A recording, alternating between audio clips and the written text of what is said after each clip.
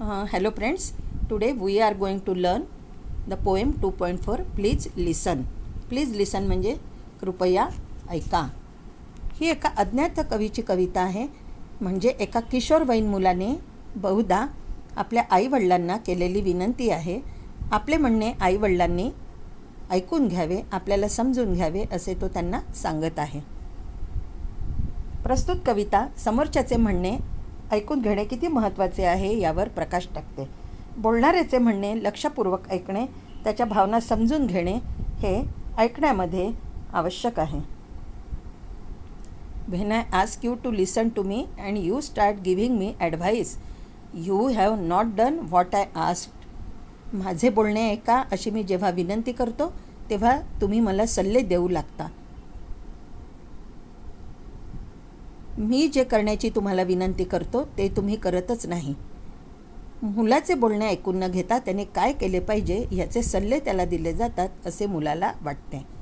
When I ask you to listen to me and you begin to tell me why I shouldn't feel that way, you are trampling on my feelings.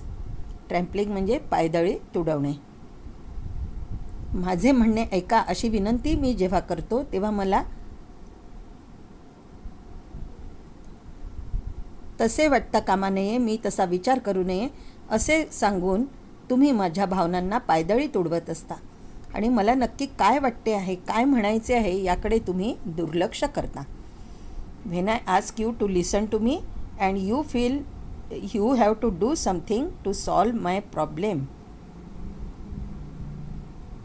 माझे बोलणे ऐका अशी मी जेव्हा तुम्हाला विनंती करतो तेव्हा माझ्या समस्येवर काही तोडगा किंवा उपाय सुचवलाच पाहिजे असे तुम्हाला वाटते. You have felt me strange at that may seem. तुम्ही मला अपयशी ठरवता हे ऐकायला विचित्र वाटेल कदाचित, पण नकळत तुम्ही माझ्या निर्णय क्षमतेवर अविश्वास दाखवत असता. Listen, all I ask is that you listen. कवी म्हणतात की ऐका, कृपया माझे बोलणे ऐकून घ्या. एवढेच खरे तर माझे म्हणणे असते, सांगणे असते. Don't talk or do, just hear me. कृपया काही सांगू नका किंवा काही करू नका, फक्त माझे सांगणे ऐकून घ्या, फक्त माझे म्हणणे ऐकून घ्या, एवढेच मला म्हणायचे असते. Advice is cheap. सल्ला देणे खूप सोपे आणि सहज असते. 20 cents we will get you both dear Abby and Billy Graham in the same newspaper.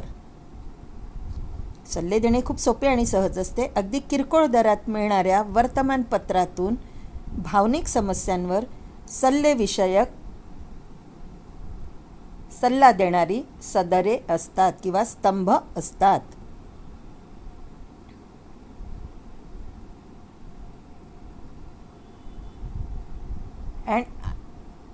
And I can do for myself. I am not helpless, may be discouraged and faltering, but not helpless. असे सल्ले माझे मी मिळवू शकतो. भले मी थोडासा निराश किंवा साशंक झालो असेन, पण मी असहाय्य नक्कीच नाही. स्वतःला समस्येतून बाहेर काढण्या इतपत सक्षम मी नक्कीच आहे. When you do something for me that I can and need to do for myself. मी जे करू शकतो किंवा मी जे स्वतःसाठी केलेच पाहिजे अशा गोष्टी जेव्हा तुम्ही माझ्यासाठी केल्या असता, अशा गोष्टी तुम्ही माझ्यासाठी जेव्हा करता तेव्हा खरे तर तुम्ही मला मदत करत नाही. When you do something for me that I can and need to do for myself, you contribute to my fear and inadequacy. Inadequacy म्हणजे अपुरेपणा किंवा कमतरता.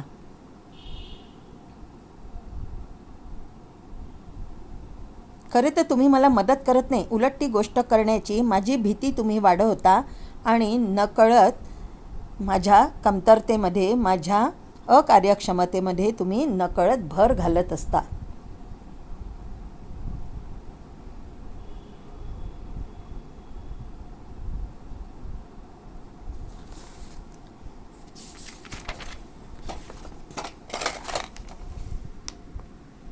But when you accept as a simple fact that I feel what I feel, no matter how irrational.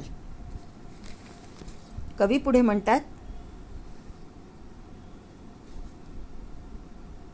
की मला जे वाटते ते कितीही अविवेकी असले, गैर वाटले तरी त्या माझ्या भावना आहेत. ही बाब तुम्ही आहे तशी स्वीकारली तर ती तुम्हाला पटवून देण्यात मला माझी शक्ती जास्त खर्च करावी लागणार नाही. Then I can stop trying to convince you and get about the business of understanding what's behind this irrational feeling.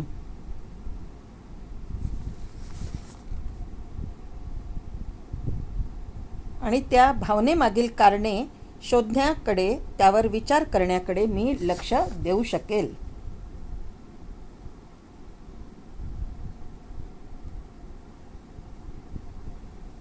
And when that's clear, the answers are obvious and I don't need advice. ज्यावेळी मी तसे करू शकेल त्यावेळी खरे तर माझी मलाच उत्तरे सापडतील आणि मग मला सल्ल्यांची गरज भासणार नाही.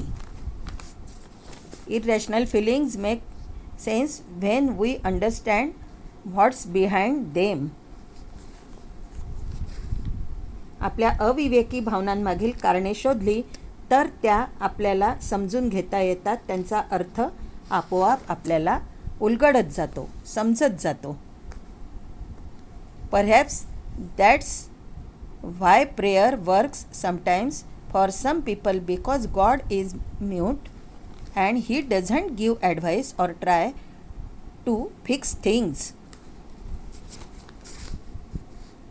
म्हणून कदाचित देवाकडे केलेली प्रार्थना काही वेळा अधिक प्रभावी ठरते, कारण देव मूक असतो. तो कोणतेही सल्ले देत नाही किंवा समस्यांचे निरसन करण्याचा किंवा समस्येची उकल करण्याचा तो प्रयत्नही करत नाही. God just listens and lets you work it out for yourself. देव फक्त लोकांचे गाऱ्हाणे, लोकांचे म्हणणे शांतपणे ऐकून घेतो आणि प्रत्येकाला आपला मार्ग, आपला उपाय स्वतःलाच त्याला शोधू देतो. So perhaps listen and just hear me. कवी म्हणतात तेव्हा कृपया माझे बोलणे फक्त ऐकून घ्या आणि माझ्याकडे लक्ष द्या. And if you want to talk wait a minute.